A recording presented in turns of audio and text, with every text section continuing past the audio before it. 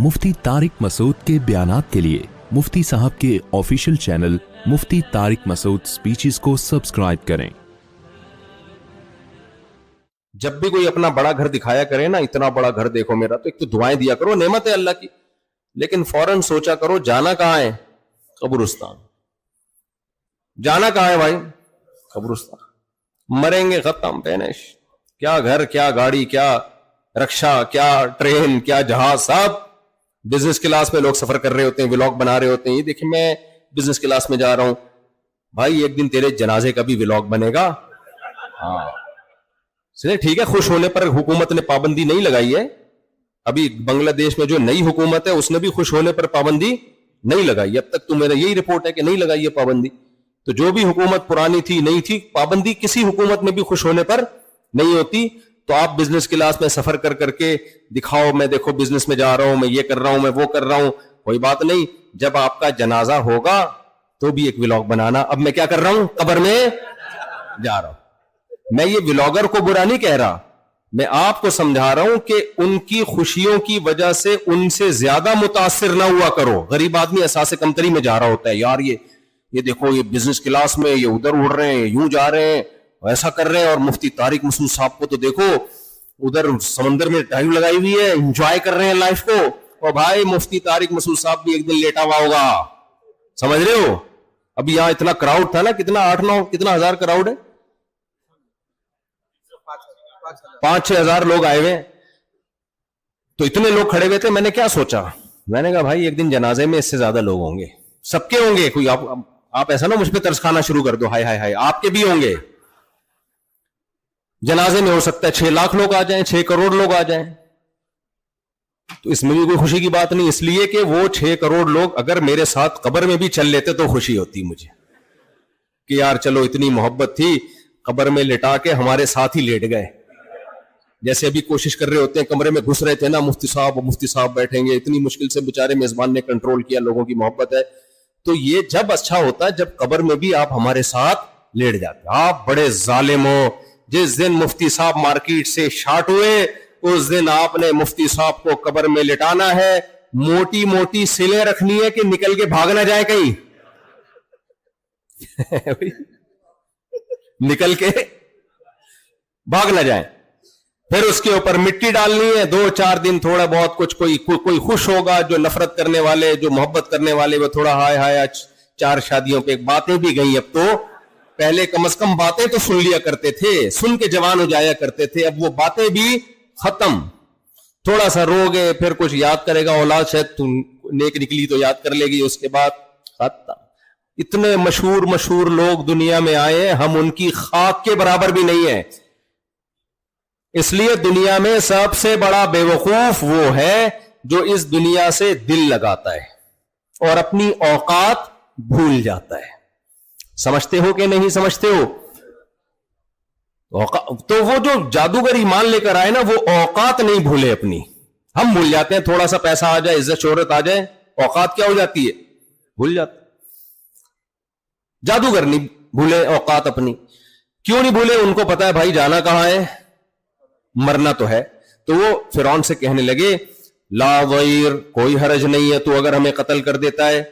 इन्नमा तक़दी हादिहिल हयात दुनिया, तू जो कुछ करेगा भाई इस दुनिया में करेगा। अगर हम मूसा पर ईमान को छोड़ देते हैं तो तू इस दुनिया में हमें नवाज देगा। कितना नवाजेगा? 10 साल, 20 साल, 30 साल मिस्र की हुकूमत दे देगा, अय्याशी का सब सामान दे देगा, उसके बाद बुढ़े होके मर जाएंगे हम, खत्म, फिनिश। और अगर सजा देगा तो खजूर के तनों में लटका देगा, आग में डाल देगा, यही करेगा ना। वो कहने लगे हमने जो मूसा को देखा है ना, मूसा के पैगंबर होने का हमें यकीन हो गया है। ये जो कुछ कर रहे हैं खुद नहीं है, इनका पैगाम इनका अपना नहीं है, ये पैगाम किसका पेश कर रहे हैं? अल्लाह का। उनको यकीन हो गया। देखो यकीन कैसे हुआ जादूगरों को। आप कह सकते हो थोड़ी देर पहले तो झगड़े के लिए तैयार थे, है भाई, हजरत मूसा के मुकाबले में आए हुए, और 1 सेकंड में ईमान ले आई। हुआ क्या है? हुआ पता है क्या है? हुआ यह है कि जादूगरों ने जब लाठियों को फेंका तो कुरान कहता है युखय्यलु इलैहि मिन सिहरिहिम अन्नहा तसआ, देखने वालों को मिसमरिज्म किया उन्होंने, उन पर मिसमरिज्म हुआ है। دیکھنے والوں کو ایسا لگا کہ یہ لاٹھی نہیں بلکہ سانپ ہیں. قرآن نے یہ نہیں کہا کہ وہ لاٹھیاں حقیقت میں سانپ بن گئی. ایک دفعہ بھی قرآن نے یہ نہیں کہا. ایسا دماغ کو کیپچر کیا انہوں نے. یہ عامل لوگ کر رہے ہوتے ہیں, یہ روحانی ہے نا, یہ کیپچر کرتے ہیں آپ کے دماغ کو. آپ کو جن بھی نظر آئے گا, چڑیل بھی نظر آئے گی, بھوت بھی نظر آئے گا, پتہ نہیں کیا کیا, کچھ بھی نہیں ہو رہا ہوتا, کھوپڑی آپ کی خراب کر دیتے ہیں. یہ کہتے تمہارے ساتھ تمہارا ہمزاد بھی آیا ہے. ان کو بولا کرو میں ٹوٹل یہی ہوں, یہاں سے لے کے یہاں تک, موکل, حمزاد, اور یہ پتہ نہیں ایسے آدمی متاثر ہوتا ہے. بھائی علوم ہے بھائی, علم نہیں ہے ان کے پاس. کیا ہے؟ علوم. جس کے پاس کچھ بھی نہیں ہوتا نا, وہ پھر علوم کی باتیں کر رہا ہوتا ہے بیٹھے. تو یہ دماغوں کو کیپچر کر دیتے ہیں. تو جو مضبوط اعصاب کے لوگ ہیں ان کے دماغ کو یہ کیپچر نہیں کرتے. اب موسیٰ علیہ السلام کے کو بھی ایسا لگا کہ سانپ, یہ لاٹھیاں سانپ ہیں, تو اللہ نے لگنے دیا, ورنہ پیغمبر پہ اثر نہیں ہوتا جادو کا. لیکن اللہ نے کیوں لگنے لگا؟ تاکہ مقابلہ تو ہو نا, تاکہ کیا ہو؟ مقابلہ ہو. بعض حکمتوں سے اثر ہو جاتا ہے تاکہ پتہ مقابلہ تو ہو نا. تو اب قرآن کے الفاظ ہیں, سب کو ایسا لگا جیسے یہ لاٹھیاں سانپ ہیں. یخیل الیہ, خیال کا لفظ ہوگا نا, سنا ہے آپ نے اردو میں. لیکن جب حضرت موسیٰ نے لاٹھی کو زمین پہ ڈالا ہے تو قرآن یہ نہیں کہتا کہ ایسا لگا کہ یہ سانپ ہیں, بلکہ حقیقت میں وہ سانپ بن گئی. فَإِذَا هِيَ حَيَّةٌ تَسْعَىٰ الْقِ مَا فِي يَمِينِكَ تَلْقَفْ مَا صَنَعُوا. اے موسیٰ, یہ سچی مچی میں لاٹھی اژدہا بنے گی اور سب کو کھا جائے گی. جادوگر تو جانتے تھے نا کہ مسمرزم کیا ہوتا ہے اور حقیقت کیا ہوتی ہے. دیکھو جھوٹی موٹی میں کچھ بھی دکھا دو آدمی کو, اگر پتا چلے یہ سچی مچی میں ہے, سچی مچی میں. آپ کے کسی ریلیٹو کا انتقال ہو گیا 1 مہینہ پہلے, وہ آپ کے پاس آئے, آپ بولو گے جھوٹی موٹی میں شاید مجھے کوئی خواب آ رہا ہے, آنکھیں یوں کرو گے, یوں تھپڑ مارو گے, اپنے آپ کو مطمئن کرو گے, شاید یار ہو جاتا ہے انسان کو. بعض دفعہ پرانے لوگ یاد آتے ہیں تو تصورات کی دنیا میں آ جاتے ہیں. ابا نے آ کے رکھ کے ایک چماٹ لگا دیا آپ کے کہ میں تیرا ابا ہوں, میں زندہ ہو کے آ گیا ہوں. اس کے بعد میرے بھائی ابا کی قبر میں آپ لیٹے ہوئے ہوگے. کیا خیال ہے؟ مردے کو سچی مچی میں زندہ دیکھ لو تو گیا نا, گئے نا کام سے, گئے کام سے. بھائی آدمی خوف سے مر جائے. میں اکثر واقعہ بتاتا ہوں. ہمارے ایک جاننے والے نے کہا کہ میرا آدھے دھڑ کو فالج ہو گیا ہے, آدھے دھڑ کو ہی ہوتا ہے, تو میرا علاج نہیں ہو رہا. مجھے کسی نے کہا ہے کہ فلاں بابے کا مزار ہے, ان کے مزار پہ جاؤ تو وہ بابا وہ صحیح کر دیں گے, ان کو اللہ نے اختیارات دیے. میں نے کہا اس بابے کے تو دونوں دھڑ کام نہیں کر رہے ہیں, تبھی تو وہ بیچارے قبر میں گئے ہیں. اگر اس کا آدھا دھڑ کام کر رہا ہوتا قبر میں ڈالتے. جس کے دونوں دھڑ کام نہیں کر رہے وہ تمہارا آدھا دھڑ کیسے ٹھیک کرے گا؟ مشرک کے پاس نا عقل نہیں ہوتی, خوب سمجھ لو. کھوپڑی کے علاوہ سب کچھ ہوتا ہے مشرک کے پاس, عقل نہیں ہوتی. بھائی اللہ سے مانگو, اللہ حاجات کو پوری کرتا ہے. تو خیر, تو جادوگروں نے دیکھا کہ موسیٰ علیہ السلام نے جو لاٹھی کو سانپ بنایا تو یہ لاٹھی کیا سچی مچی میں کیا بن گئی؟ سانپ. وہ کہنے لگے کہ یہ ناممکن ہے کہ کوئی حقیقت میں لاٹھی کو سانپ بنا دے. یہ موسیٰ کا کام نہیں ہے علیہ السلام, یہ کس کا کام ہے؟ اللہ کا. اس لیے فَأُلْقِي, قرآن میں فا ہے تعقیب مع الوصل کے لیے. علماء سمجھتے ہیں اس کا مطلب فوراً ایک کام ہو, اور القیہ کا مطلب فعل مجہول ہے. ریفلیکٹ ایکشن کا نام سنا ہوگا نا آپ نے, غیر شعوری حرکت. بعض چیزیں لاشعور میں ایک دم کر لیتا ہے آدمی. تو لاشعوری طور پر انہوں نے کہا بھائی اب ہمارے پاس موسیٰ کو پیغمبر مانے بغیر کوئی چارہ نہیں ہے. فوراً دھڑام سے سجدے میں گرے کہ ہم آپ کے رب پر ایمان لے آئے.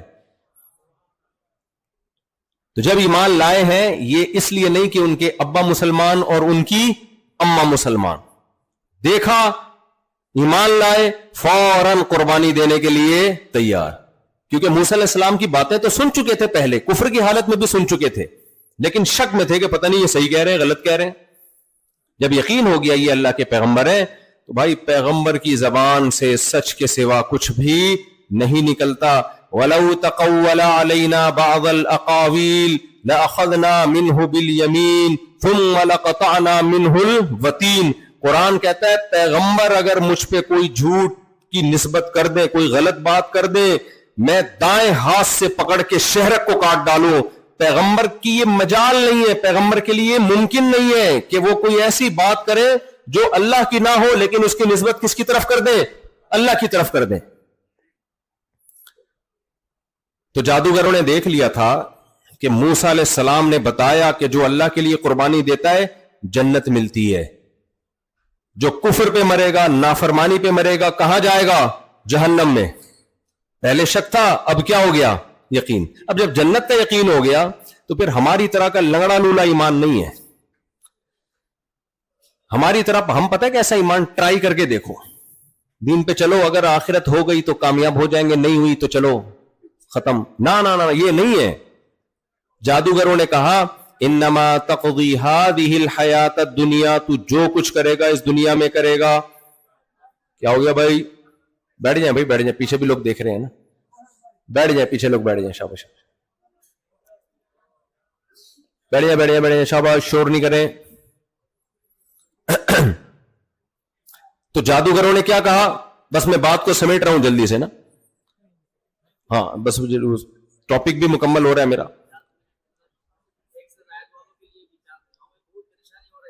کیا کون سے والے؟ اچھا ہے. تو دیکھو کیا کہا جادوگروں نے, انما تقضی هذه الحیات الدنیا, تو جو کچھ کرے گا اس دنیا میں کرے گا. کتنا کر لے گا؟ ترقیاں کتنی دے دے گا, سزائیں کتنی دے دے گا. انا آمنا بربنا لیغفر لنا خطایانا وما اکرہتنا علیہ من السحر. ہم جب اللہ پہ ایمان لائیں گے تو اللہ جو کچھ ہمیں دے گا تو اس کا تصور بھی نہیں کر سکتا. اللہ کیا دے گا ہمیں؟ سب سے پہلے اللہ ہمارے کفر میں جو ہم نے گناہ کیے سب معاف کر دے گا. ایمان کی برکت کیا؟ ایمان لاتے ہی الاسلام یہدم ما کان قبلا, پچھلے سارے گناہوں کی دیوار کو گرا دیتا ہے. دوسرا, ہم نے کلیم اللہ, اللہ کے کلیم سے مقابلہ کیا ہے. اس کا تقاضا تو یہ تھا ہم پہ فوراً عذاب آ جاتا کہ ہم پیغمبر کے مقابلے میں آئے. ہم ایمان لائیں گے, اللہ یہ گناہ بھی ہمارا معاف کر دے گا. دیکھو جس کے دل میں ایمان ہوتا ہے نا, اس کو مغفرت کی بہت فکر ہوتی ہے. آج لوگ آتے ہیں مختلف مسائل لے کر, مفتی صاحب میرے ساتھ یہ مسئلہ چل رہا ہے, اس کے لیے دعا کریں. مفتی صاحب میرے ساتھ کاروبار نہیں چل رہا, یہ دعا کریں. مفتی صاحب میرے گردے میں پتھری ہو گئی ہے, دعا کریں. مفتی صاحب میرے گھٹنے کے مسئلے چل رہے ہیں, دعا کریں, وغیرہ وغیرہ. ایسے بہت کم لوگ ہوتے ہیں جو کہتے ہیں مفتی صاحب آپ دعا کرو اللہ میرے پچھلے سارے گناہوں کو معاف کر دے. ہمارے نبی کے پاس زیادہ کیسز یہ والے آتے تھے, آخرت والے. اور ہمارے نبی بھی جب صحابہ کو کسی عمل پہ ترغیب دینا ہوتی نا تو آپ فرماتے یہ کام کرو اس سے گناہ معاف ہوں گے, یہ کام کرو اس سے گناہ معاف. آج ہم جب کسی کو کسی عمل کی ترغیب دیتے ہیں, یہ کام کرو پیسے میں برکت ہوگی, یہ نیکی کا کام کرو صحت اچھی ہوگی, روزہ رکھو کولیسٹرول کم ہوگا, ہے بھائی. صحابہ کو ترغیب دینے کے لیے, حالانکہ وہ گناہ نہیں کرتے تھے, وجہ کیا تھی؟ ان کو پتا تھا مغفرت اللہ کی نعمتوں میں سے سب سے بڑی نعمت ہے. قیامت کے دن معافی تلافی ہو جائے, اس سے بڑی کوئی نعمت ہو نہیں سکتی ہے. نبی صلی اللہ علیہ وسلم نے ایک مجمع میں اعلان کیا کہ قیامت کے دن 70,000 لوگ وہ بغیر حساب کتاب کے جنت میں داخل ہوں گے جو تعویذ گنڈوں سے بچتے تھے, اللہ پہ کامل توکل کرتے تھے. اور کامل توکل کی اور بھی اس میں آپ نے صفات بیان کی. حضرت عکاشہ فوراً کھڑے ہو گئے, یا رسول اللہ آپ اللہ سے دعا کریں اللہ مجھے بھی انہی لوگوں میں شامل کر دے.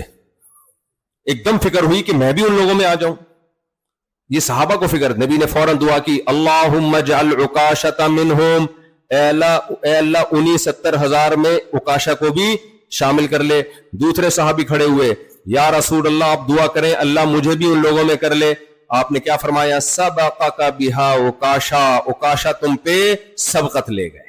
یعنی یہ قبولیت انہی لوگوں کے لیے ہے جو آخرت پہ زیادہ حریص ہیں. تو سب سے زیادہ حریص تو وہی ہوگا جو سب سے پہلے کھڑے ہوئے.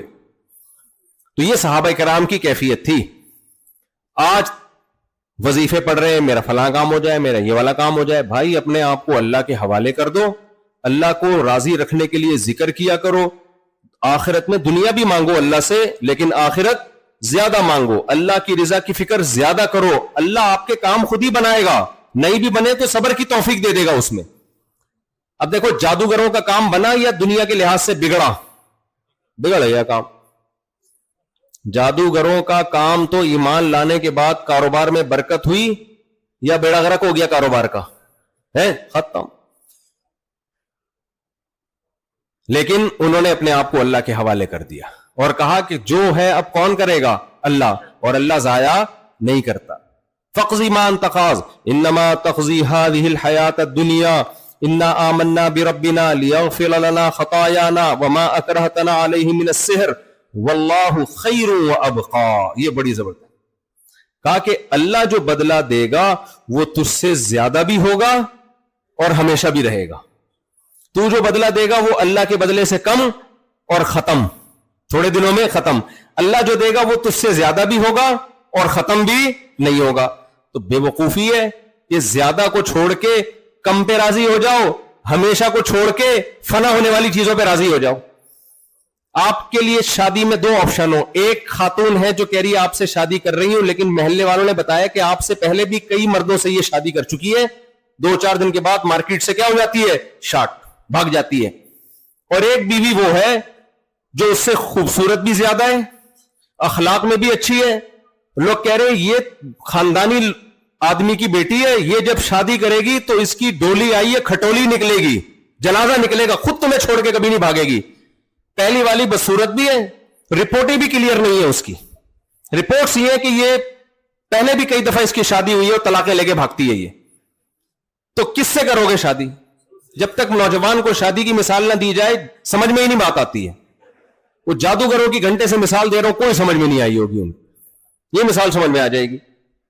تو جو کالی کلوٹی ہے, جو بدصورت ہے, اندھیرے میں نظر ہی نہیں آتی, وہ اتنی بلیک ہے, تو وہ اور بے وفا بھی ہے. اخلاق اچھے ہوتے تو چلو پھر بھی کہتے ہیں ہم, اور دوسری خوبصورت بھی ہے, با اخلاق بھی ہے, با وفا بھی ہے, یعنی اس سے بہتر بھی ہے اور رہنے والی بھی ہے.